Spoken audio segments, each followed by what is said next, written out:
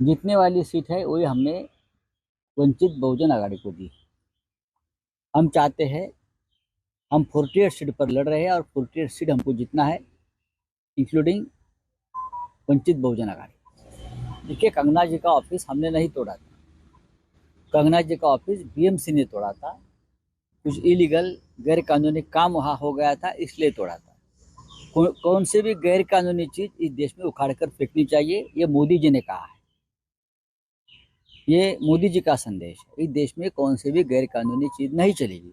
ये नरेंद्र मोदी, ये गृह मंत्री अमित शाह जी का इस देश का संदेश है। इसलिए हमने मोदी जी के आदेश का पालन किया और गैर कानूनी चीज को उखाड़ दिया।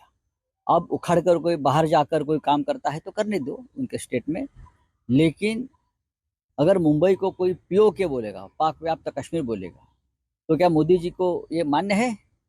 उनके देश का हिस्सा जिस देश के प्रधानमंत्री है, अमित शाह जी देश के गृह मंत्री है, अगर उनकी देश की कोई व्यक्ति मुंबई जैसे शहर को पीओके बोलेगी, तो क्या मोदी जी और अमित शाह जी ये स्वीकार करेंगे? मुझे लगता है नहीं स्वीकार करेंगे।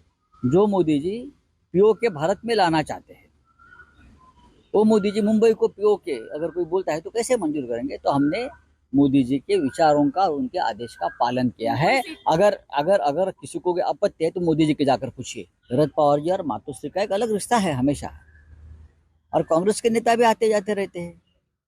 कल की कोई बड़ी राजनीतिक बैठक नहीं थी, तो मातोश्री में आने के लिए हमको किसी की परमिशन तो नहीं लगती ना, कि आज पवार साहब आ रहे हैं या आज राहुल गांधी जी आ रहे हैं तो क्या किसको पूछना चाहिए? नहीं, मातोश्री के दरवाजे सबके लिए खुले, आप भी आइए। मेरे हिसाब से भिवंडी पर राष्ट्रवादी कांग्रेस पार्टी पवार साहब वो लड़ना चाहते हैं, और मुझे लगता है कांग्रेस में और एनसीपी में उस बारे में चर्चा नहीं है, अब खत्म हो गई। और सांगली शिवसेना लड़ने जा रही है।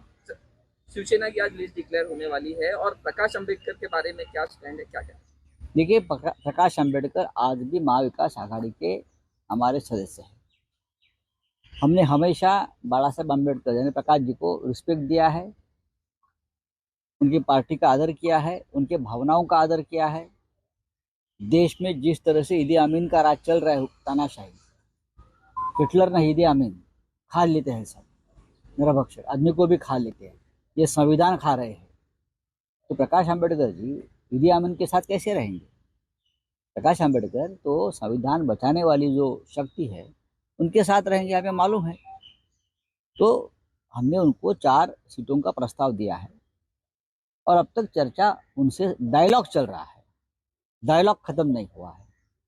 डेमोक्रेसी में डायलॉग चलना चाहिए और चल रहा है। आज शिवसेना की लिस्ट हो जाएगी, हमारी लिस्ट तैयार है, हम कभी भी डिक्लेयर कर सकते हैं, हमारे पास पूरा लिस्ट तैयार है। मेरे हिसाब से एनसीपी की भी लिस्ट तैयार है, कांग्रेस ने भी बहुत से उम्मीदवार दिल्ली से डिक्लेयर किए हैं, कांग्रेस दिल्ली से डिक्लेयर करते हैं, हम महाराष्ट्र से डिक्लेयर करेंगे।